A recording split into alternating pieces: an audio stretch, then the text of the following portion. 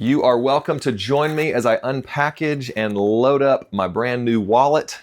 I am so glad this came in the mail. My old Minimalistic wallet died on me. I had one of those slide features and it just broke.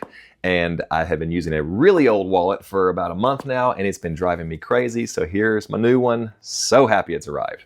All right, so you saw those magnetic features on the front of the video. I like that. Let me unload it first and I'm gonna start throwing some stuff in and I'll hit you some of the highlights.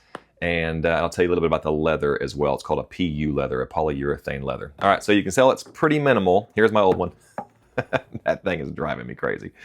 And it is minimal, but I would say it's not like super minimal. There are smaller, thinner, because this actually folds, so really you're doubling its size. But this is perfect for me because I have several things like debit card, a couple of credit cards, a business card. My car has a card that it's used to start the car, some receipts, some cash, my grocery store, I have to take that card. So I need a little bit more, but I really don't like taking a lot. So this has got 8 slots. I'm sliding everything in there, including my driver's license, sliding in some cash and some receipts. I made a mistake here in just a minute, I'll tell you. That actually is my fob for the door at my office. So you can tell I've got a lot of stuff, but I really still don't want to carry around a huge wallet. So this is minimalistic, but not too minimalistic to where it's unusable. I like that feature right there. Kind of pushes that your most primary, most used card up and down really easily. The 4 magnets are pretty strong.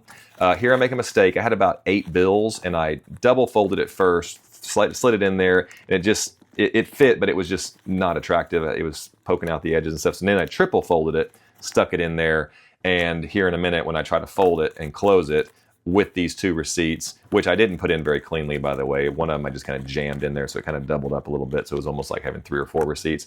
When I put all that stuff in there with all those bills, the magnets didn't hold it. So I'll show that in a second. But let's keep loading this thing up. There's my car card, and then it didn't close. So I had to back it out.